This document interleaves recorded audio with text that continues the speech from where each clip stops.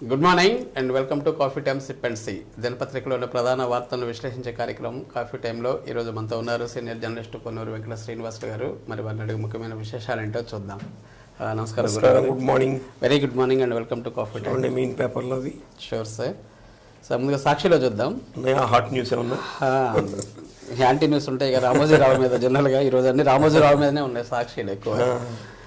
గురివింద గుంజీలు విజయవాడ ఈనాడు స్థలాన్ని ఖాళీ చేసిన రామోజీరావు ఎట్టకేలకు అసలు యజమాని ఒల్లూరి రామకృష్ణ చేతికి 40 ఏళ్లుగా పత్రిక పేరుతో నామాత్రం లీజుకి తీసుకొని ఉన్నాడంట. సో అదొక వార్త వచ్చింది. ఇక అబద్ధాల గురువు బాబుకు దరువు, సాక్షి కేసులో జగన్ వాయిదాలంటూ దిగజారి దుష్ప్రచారం. నిజానికి ఒకటి మిస్ కాకుండా ప్రతిసారి హాజరవుతున్న వైఎస్ జగన్ లాయర్లు. ఇక నేటి నుంచి పాఠశాలకు సంక్రాంతి సెలవులు. ఇక ఫిరాయింపుదారుల అనర్హతకు వైఎస్ఆర్సీపీ చర్యలు. 4 ఎమ్మెల్యేలు 2 ఎమ్మెల్సీ విషయంలో పార్టీ సీరియస్. లెజిస్లేచర్ సెక్రటరీ జనరల్కు ఫిర్యాదు. ఇక అంగన్వాడీల సమ్మెలో రాజకీయ ప్రమేయం, సమయం మించిపోలేదు విరమించండి, అంగన్వాడీ డిమాండ్లు అన్నీ పరిష్కరించామని చెప్పేసి నిన్న సజ్జల ఒక ప్రకటన చేశారు. ఇవి సాక్షిలో వచ్చినవి. ఈనాడులో చూస్తే ఓట్ల తొలగింపులో వైకాపా కుట్ర, ప్రతిపక్షాల ఓట్లను కావాలనే తీసేస్తున్న ఎన్నికల అధికారులు కనిపించదు. ఇక బిల్కిస్ బానో కేసులో వారి విడుదల చెల్లదు, మహారాష్ట్రలో వేసిన శిక్షను మీరేలా తగ్గిస్తారు. ఇది ఒక అన్ని పేపర్ల దినపత్రికలో వచ్చింది సార్. ఇక విజయవాడ చేరుకున్న ఈసీ బృందం నేడు రాజకీయ పక్షాలతో భేటీ, కలిసి వెళ్లనున్న చంద్రబాబు పవన్ కళ్యాణ్. ఇక అంగన్వాడీల తొలగింపునకు రంగం సిద్ధం, నేటి నుంచి నోటీసులు. ఇక అంగన్వాడీల సమరశంఖం, ఎస్మాతో సమ్మెను ఆపుదామనుకుంటే కుదరని పని అనే స్పష్టీకరణ. తుది పోరాటానికి సమాయత్తమవుతున్నట్లు ప్రకటన, ప్రభుత్వ తప్పుడు ప్రచారంపై మండిపాటు. చివరిగా ఆంధ్రజ్యోతిలో చూస్తే వైసీపీలో రచ్చరచ్చ, టికెట్ల కాకతో తిరుగుపోట్లు, జగనన్నకు బుజ్జగింపులు. ఇక తాడో పేడు, జగముండి సర్కారుతో డి అంటే డి, వెనక్కి తగ్గేది లేదంటున్న అంగన్వాడీలు. ఇక జగనన్న సర్వేతో కొత్త చిక్కులు, తప్పులు తడగ్గా పాసు పుస్తకాలు భూమి లేకుండా ఉన్నట్లు జారీ. ఇవి సార్ ప్రధాన వార్తలు. మన ప్రకాశం జిల్లాకి వస్తే పండగకి పోదాం, ఎలా ఉంది పండగ ఏర్పాట్లు? జనరల్గా పండగకి సంబంధించి ఏర్పాట్లు అంటే మన జిల్లా నుంచి వలస కార్మికులు ఎక్కువగా ఉంటారు. హైదరాబాద్ వెళ్ళి బెంగళూరు ఇక్కడికి వెళ్ళి పని చేసుకునే వాళ్ళు ఎక్కువ. ఇది అనాదిగా ఉన్నటువంటిది. ఎక్కువ మంది హైదరాబాద్ లో ఉంటారు. అంటే బేల్దారు మేస్తులు, బేల్దారు పని చేసుకునే వాళ్ళు, కన్స్ట్రక్షన్ ఫీల్డ్ లో ఎక్కువ మంది ఉంటారు. వాళ్ళు సంక్రాంతికి వచ్చేటప్పుడు ఈ బస్సుల ప్రాబ్లం అయితే బాగుంటుంది ఎప్పుడు కూడా. అయితే గతంలో ఆర్టీసీ కూడా ఏం చేసేదంటే స్పెషల్ బస్సులు వేసేవాళ్ళు, వేసి 50% అదనంగా అదనపు ఛార్జీలు అంటే అటు నుంచి రావాలంటే ఖాళీగా రావాలి కాబట్టి. అయితే గత సంవత్సరం నుంచి ఏం చేశారంటే అది కూడా తీసేసి సాధారణమైనటువంటి రేట్నే పెట్టారు. అంటే రెగ్యులర్ రేట్ ఎట్లా ఉంటుంది, ఎక్స్ట్రా బస్సులు వేసినా కానీ అదే రేటు పెట్టడం.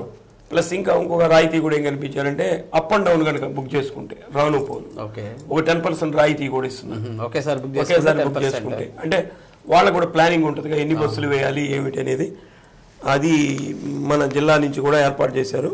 మన జిల్లాలో సంక్రాంతికి 165 ప్రత్యేక ఆర్టీసీ బస్సుల్ని తిప్పుతున్నారు. అంటే ఇది హైదరాబాదు, చెన్నై, బెంగళూరు 3 ప్రాంతాలకి. దీనికి సంబంధించి ఒక్కొక్క డిపో నుంచి హైదరాబాద్కు 150, బెంగళూరు నుంచి 5, చెన్నై నుంచి ఒక 10 సర్వీసులు ప్రత్యేకంగా కూడా ఏర్పాటు చేసినట్టు తెలుస్తుంది. మొత్తం మీద ఆర్టీసీకి సంబంధించి ప్రైవేట్ బస్సులు మటుకు ఎక్కద్దంటున్నారు. ఎందుకంటే వాళ్ళు బాధలు ఎక్కువ మామూలుగా ఉంటుంది వాళ్ళ దగ్గర, వేలకు వేలు ఉంటుంది. ఇప్పుడు విమానం రేట్ ఎలా ఉంటుందో విమానం కూడా ఎలా ఉంటుందంటే, విమానం మనం టికెట్ కొనాలంటే ఫ్లైట్లో మనకి సమయం దగ్గర పడే కొంచెం రేటు పెంచుతారు. అట్లానే ఇక్కడ కూడా ఉంది. అయితే రేపు 9వ తేదీ నుంచి డిపోలో ఉన్నటువంటి అన్ని డిపోల నుంచి ఈ 9వ తేదీ నుంచి బస్సులు ఏర్పాటు చేస్తారట. కాబట్టి దీనికి సంబంధించిన ఆన్లైన్ కూడా చేసుకోమని చెప్తున్నారు. ఎన్ని పెంచినా కానీ రద్దీగా ఉన్నట్టే అనిపిస్తుంది సార్, ఖాళీగా ఉన్నట్టే. ప్రజలేమో బాగా పెరిగిపోయారు.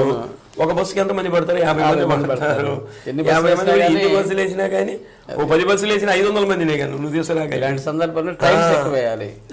ఇప్పుడు 165 బస్సులు అన్నారు. 165 బస్సులు ఒక ప్రాంతానికి 9,000 మంది 9,000 మంది అది మిగతా వాళ్ళకి ఇబ్బంది. ప్రత్యామ్నాయం చూసుకోవాల్సినటువంటి అవసరం కూడా ఉంటుంది. ఏదేమైనా ఒక ప్రయత్నం అనేది మంచిదే కలుగుతుంది కదా. Okay sir. ఇక కరోనా, ఒంగోలులో కరోనా కేసు వచ్చిందంటే కొత్తగా మొన్న 2-3 కేసులు కనిపించినాయి. వాళ్ళకి కూడా ఏమి ఇబ్బంది లేనట్టు కూడా తెలుస్తుంది. ఇది మనం చేసినట్లు విన్నాము.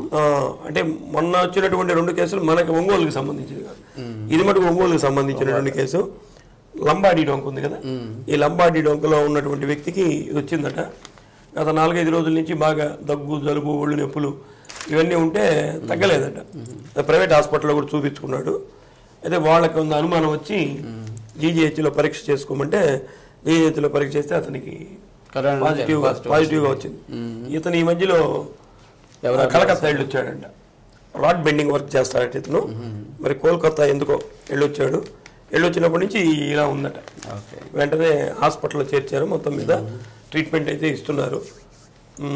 ఇప్పుడు వాళ్ళు చెప్తున్నటువంటి విషయం ఏమిటంటే ఇప్పుడు ఈ వచ్చేటటువంటి వైరస్ పెద్ద సీరియస్ ఏం కాదు, అందరూ కూడా బూస్టర్ డోసులు ఇవన్నీ కూడా వేసుకుంటున్నారు కాబట్టి పెద్ద భయపడాల్సిన పని లేదని చెప్తున్నారు. మొన్న 2 కేసులు కూడా ఏమి ప్రమాదం జరిగినట్టు లేదు కాబట్టి ఇది కూడా ఉండకపోవచ్చు. మొత్తం మీద వీళ్ళ ఆధీనంలో ఉన్నాడు కాబట్టి జీజీహెచ్లో అడ్మిట్ చేశారు కాబట్టి వాళ్లే కావాల్సినటువంటి జాగ్రత్తలను తీసుకుంటారు. ఏదైనా ముందు జాగ్రత్త తీసుకోండి, ఏదైనా అది కూడా చెప్పారు, ముందు జాగ్రత్త చర్యలు కూడా తీసుకోండి. ప్రతి ఒక్కరు మాస్కులు కూడా పెట్టుకున్నారు, కొంతమంది అయితే మాస్కులు పెట్టుకుని కూడా కనిపిస్తున్నారు మదార్లు. మంచిదే ఇది, ఎందుకంటే చలికాలం కాబట్టి ముక్కుల్లోకి నోట్లోకి కూడా చలిగాలి వెళ్లకుండా ఉంటుంది కాబట్టి. అసలు పొల్యూషన్ రోడ్డు మీద దుమ్ము విపరీతంగా ఉంది. ఇప్పుడనే కాదు, ఎప్పుడైనా సరే చెవులకి, ముక్కుల్లోకి, నోట్లోకి గాలి వెళ్లకుండా ఉంటే సగం వ్యాధులు రాకుండా ఉంటాయి. సార్ కొత్త రేషన్ కార్డులు మంజూరు చేశారు సార్ జిల్లాకి. ఇప్పుడు పెన్షను, రేషన్ కార్డులు ఏం చేస్తారంటే ప్రతి 6 నెలలకు ఒకసారి కొత్తవి కొత్త January to June, July to December అట్లా పెట్టుకుంటారు. అట్లా దానికి సంబంధించి ఇప్పుడు డిసెంబర్ కూడా అయిపోయింది కదా, అంటే 6 నెలలకు సంబంధించి ఎవరైతే అప్లై చేసుకున్నారో మొన్న పెన్షన్ కూడా కొంత వాళ్ళకి ఇచ్చారు కదా, అట్లానే ఈ రేషన్ కార్డులు కూడా మన జిల్లాకి మంజూరైనట. 5,000 రేషన్ కార్డులు మంజూరైనాయి. వాళ్ళకి ఈ నెల నుంచే రేషన్ ఇస్తారు. అంటే ఇంకా మాది ప్రాసెస్ జరుగుతున్నట్లుంది. వాలంటరీ ద్వారా ఇంటికి రేషన్ కార్డు కూడా ఇవ్వడం జరుగుతుందట. అయినా కానీ వాళ్ళకి ఈ నెలలో కూడా ఇచ్చేదానికి దానికి స్టాక్ కూడా వచ్చినట్టు తెలుస్తుంది. ఇప్పటికి మన జిల్లాలో 6,73,060 కార్డులు ఉన్నాయట. కాబట్టి వీళ్ళందరికీ కూడా ఏదైతే రెగ్యులర్గా ఇస్తున్నారో ఈ 5,000 మంది కూడా అదే ఇచ్చేదానికి ఏర్పాటు చేసినట్లు దానికి సంబంధించినటువంటి అధికారులు తెలియజేస్తారు. ఓకే సార్, ఇక సేవలు గుర్తించలేని మీకు ఎందుకు ఓట్లు వేయాలి? అదే అంగన్వాడీలు నిన్న అంగన్వాడీలు ఇక్కడికి మన ఆదిమలపు సురేష్ గారు టంగుటూరు వచ్చినట్టున్నారు. ఆయన టంగుటూరు వచ్చినటువంటి సందర్భంలో అక్కడ తెలుసుకొని అక్కడ కూడా ఉంటారు అంగన్వాడీ కార్యకర్తలు. ఆయన ఉండేటటువంటి కార్యక్రమం దగ్గరికి వెళ్తుంటే ఈ పోలీసులు అందరూ కూడా అడ్డుకోవడం జరిగిందట. జరిగి 2-3 గంటల పాటు అట్లనే పంపించకపోతే ఆఖరికి మొత్తం మీద ఒక 5గురిని మాట్లాడటానికి పంపిస్తే వాళ్ళు కూడా మాట్లాడారట. ఈ కరోనా సమయంలో ఈ వాలంటీర్లు ఇప్పుడు వాలంటీర్లని ఏఎన్ఎంల చేత పనిచేయించాలని చూస్తున్నారు, వాళ్ళని చూస్తున్నారు. అంటే ఏఎన్ఎంలు వాలంటీర్లు కరోనా సమయంలో పనిచేశారా, మేము పనిచేయలేదా అన్నటువంటి దీన్ని ఒక కొత్త పాయింట్ తెచ్చారు. ఆ రోజు కరోనా సమయంలో ఇంటింటికి తిరిగి మేము పనిచేసాం, మా ప్రాణాలను కూడా త్యాగం చేసి ఇటువంటి సేవలను కూడా గుర్తించడం లేదు. అంటే రాబోయే ఎన్నికల్లో మీకు అంగన్వాడీల యొక్క ఓట్లు అవసరం లేదా అన్నటువంటి దీనికి కూడా వాళ్ళకి ఒక విజ్ఞాపన పత్రం ఇచ్చి మా మీద ఎస్మా ఏదైతే ప్రయోగించారో దాన్ని కూడా రద్దు చేయాలని డిమాండ్. ఇప్పుడు ఇంకో డిమాండ్, నేను నాకేమో ఇవ్వాలని డిమాండ్, ఇప్పుడేమో అమలు చేసింది రద్దు చేయాలని డిమాండ్. మేము అడిగేవి ఇవ్వకుండా మా మీద ఎస్మా ప్రయోగించడం ఏమిటని చెప్పి మరి అడిగారు. ఏదైనా ఈ రోజు వరకు డెడ్ లైన్ పెట్టేస్తారు కదా, డెడ్ లైన్ పెట్టారు, సాయంత్రానికి ఇస్తారు. ఏం జరుగుతుందో చూడాలి. మొత్తం మీద మంత్రి గారు కూడా ఏం చేయగలరు, సీఎం గారితో మాట్లాడి చేయాలి, సీఎం గారి దృష్టికి తీసుకెళ్తానని చెప్పి వారు చెప్పారు. ఈయన ఒకరు తీసుకునే నిర్ణయం కాదుగా. దివ్యాంగులకు పెంచాలండి సార్ పింఛన్. దివ్యాంగులకి మామూలుగా వాళ్ళకి కూడా 3,000 రూపాయలు ఇస్తున్నారు. అంటే ఇప్పుడు మొన్న అవ్వాతాపతాలకి ఏదో ఉంది, అది 250 రూపాయలు పెంచుకుంటూ వచ్చారు. వీళ్ళకి మొదట్లోనే 3,000 రూపాయలు ఇస్తున్నట్లు. అయితే ఇప్పుడు మళ్ళీ ఎలక్షన్ మూమెంట్ వచ్చింది కదా, వీళ్ళు కూడా మాకు 6,000 రూపాయలు పెన్షన్ పెంచాలని చెప్పి డిమాండ్ చేస్తున్నారు. జనరల్గా ఏంటంటే వీళ్ళు పనులు చేసుకోలేనటువంటి స్థితిలో ఉంటారు కాబట్టి వాళ్ళు అడగటంలో కూడా తప్పు లేదు. అయినా కానీ 3,000కి 3,000 అంటే 6,000 ఒకేసారి పెంచాలంటే రాష్ట్ర ప్రభుత్వం కూడా అన్ని చూసుకోవాలిగా. ఇప్పుడు అంగన్వాడీల విషయంలోనే వాళ్ళు ఏం చేయాలో తెలియక అట్లా వెయిట్ చేస్తున్నారు. మళ్ళీ వీళ్ళు కొత్తగా 3,000 నుంచి 6,000 అంటే ప్రభుత్వం కూడా వీళ్ళ సమస్యని వెంటనే పరిష్కరిస్తుందా లేదా అన్నటువంటిది ఆలోచన చేయాల్సినటువంటి అవసరం ఉంది. మొత్తం మీద మాకు 6,000 కావాలని చెప్పి వీళ్ళు కూడా సమ్మె నిరసనకి తెలియజేస్తున్నారు. అలానే ఈ 3 చక్రాల వాహనాలు ఉంటాయి కదా వీళ్ళకి, అవును, వికలాంగులకి, వీళ్ళకి ఎటువంటి షరతులు లేకుండా వాటిని కూడా ఇవ్వాలని చెప్పి డిమాండ్ చేస్తున్నారు. అలాగే వీళ్ళకి దీనికి కూడా ఏదన్నా లైసెన్సులు ఇవన్నీ ఉంటాయో, లేకపోతే దానికి సంబంధించిన రాయితీలు ఇవన్నీ కూడా కావాలని చెప్పి డిమాండ్ చేస్తున్నారు. ఓకే, ఇక నేడు ఉద్యోగం ఎలా ఉంటాయి ఎక్కడ సార్ అది? ఇప్పుడు మనకి పాత రిమ్స్లో ఎంప్లాయ్మెంట్ ఆఫీస్ ఉంది కదా, ఈ ఎంప్లాయ్మెంట్ ఆఫీసులో ఇవాళ ఉదయం 10 గంటల నుంచి ఉద్యోగ మేళ నిర్వహిస్తున్నారు. 30 సంవత్సరాల లోపు ఉన్నటువంటి వాళ్ళు, 18 to 32 సంవత్సరాల లోపు ఉన్నటువంటి వాళ్ళకి అన్ని కేటగిరీల్లో, అంటే 10th class, inter, degree, BTech, MBA విద్యార్హత కలిగినటువంటి వాళ్ళందరికీ కూడా ఈ జాబ్ మేళ ఏర్పాటు చేశారు. అక్కడికి కనుక వెళ్తే అక్కడ ఏ పోస్టులు ఉన్నాయో చూసుకోవచ్చు.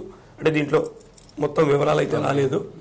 ఆ పోస్టులను బట్టి వాళ్ళు అక్కడ తీసుకునేదానికి అవకాశం ఉంటుంది. స్పాట్లోనే రెజ్యూమ్ తీసుకుంటారు. అక్కడ డిస్ప్లే కూడా చేస్తారు ఏమేమి పోస్టులు ఉన్నాయని, దానికి ఎంత రెమ్యునరేషన్ అని కూడా ఉంటాయి, అన్ని వివరాలు.